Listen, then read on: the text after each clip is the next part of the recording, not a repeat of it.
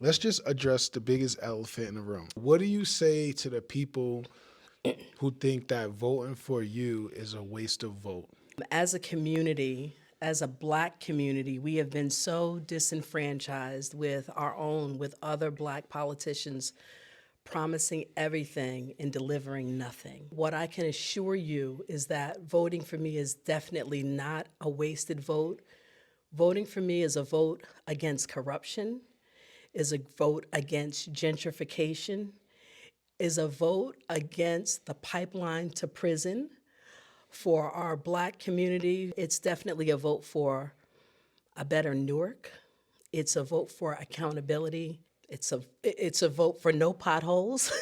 It's a vote for lower taxes. A vote for me is just voting for what we all want so bad. So what we deserve is a voice and positive change. So that's why your vote is definitely not wasted on me. Yeah, because historically, especially with presidential elections, that independent candidate, Yes. they always say, what sense does it make for voting for someone that we think statistically can't even win?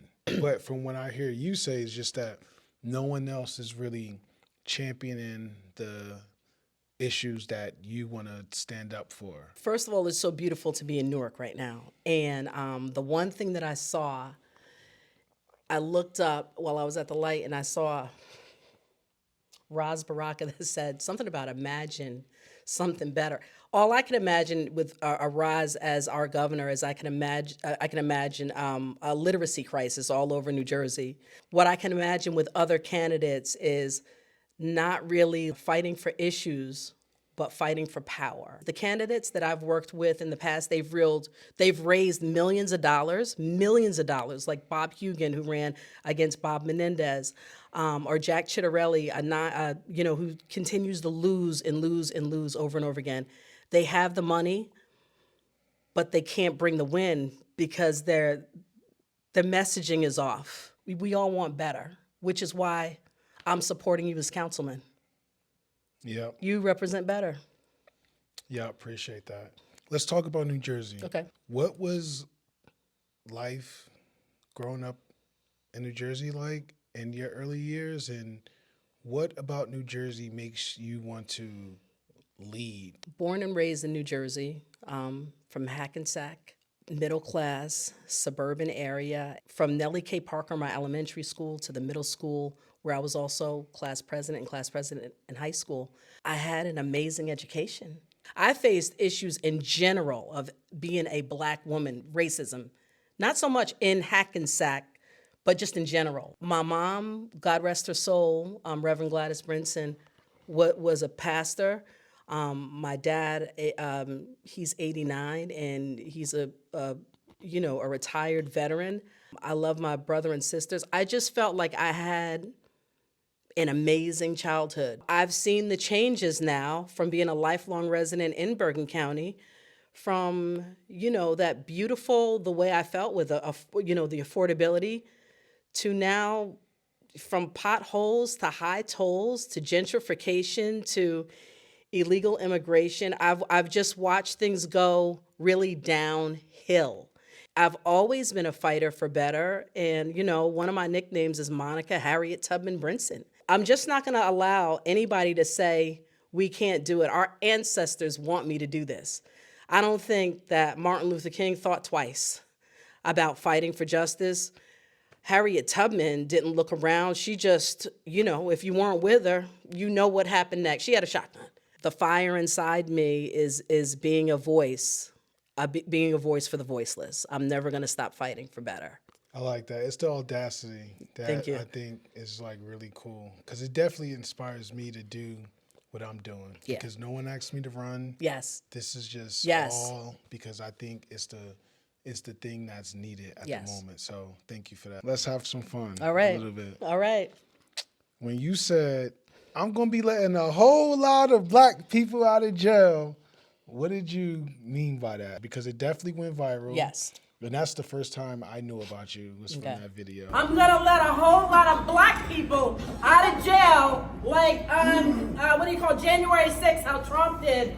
We're gonna pardon a whole lot of black people for just small crimes like smoking weed. I don't know if you can hear me in the back. I'm gonna be letting a whole lot of black people out of jail and lowering taxes, and that's about it for right now. Yeah, let's talk about that, and let's talk about the reaction you got from that video. Yes. So for everyone who was angry by what I said, when I get the opportunity, I'm going to say it again even louder. One of the things that I want to do and I'm going to do is to continue to let black men out of jail for crimes like marijuana.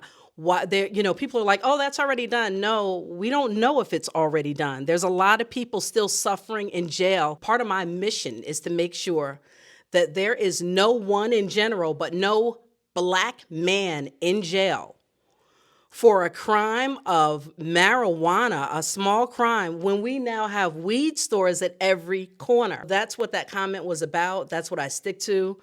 I was attacked about everything except the issue. I was called fat, and I'm going to eat a good meal tonight, everybody, again. And I don't care what comments I get, I'm going to say it again. Just unbothered by it. You just mentioned how you are not a Republican anymore. You are independent. Correct. Were people ever calling you a coon because you were... I didn't know that was coming. All right, so by people, I mean, like, were other black people calling you like yes. a coon because So you were a Republican? I don't remember seeing coon, but I certainly saw house nigger and Uncle Tom. But I'm sure I must have missed coon in one of the comments. I'm pretty sure. Like, how were people reacting to that? And the people, I mean, the people that you actually want to help, because you have a platform that's rooted in helping black people, right? Yes. But to hear black people call you these names because you were Republican, like, was that a challenge at any point? No. I felt sorry for anybody who didn't understand why I came to this side of the aisle. The whole point of changing my affiliation from Democrat was I looked around and said, I don't really see in urban areas what black politicians are doing in black neighborhoods. But what I don't believe in right now is having a dictator, and that's what I'm going to call President Trump, a dictator. And that's why I gave them their R back, because you're not going to silence me. And I don't see him fighting for our black community, even though I helped him write some black strategy to help urban areas, right? And I got zero credit for it, and that's okay. Keep it. But yes, I'm sure I was definitely called a coon, definitely was called a nigger, definitely was called the C word, all kinds of things. Last question. Yes. This is me looking for some advice. Yes. I'm currently running against 3 other women. Yes. Do you have some advice for me? Yeah, I don't in care if Central they Ward. black, white, green, you're the right candidate. Ladies, come on and support Mr. Youngblood. I came to Newark from Hackensack today because I'm sitting next to the right candidate. You will be in the future, and I'll help you get there, but I say prepare to lose.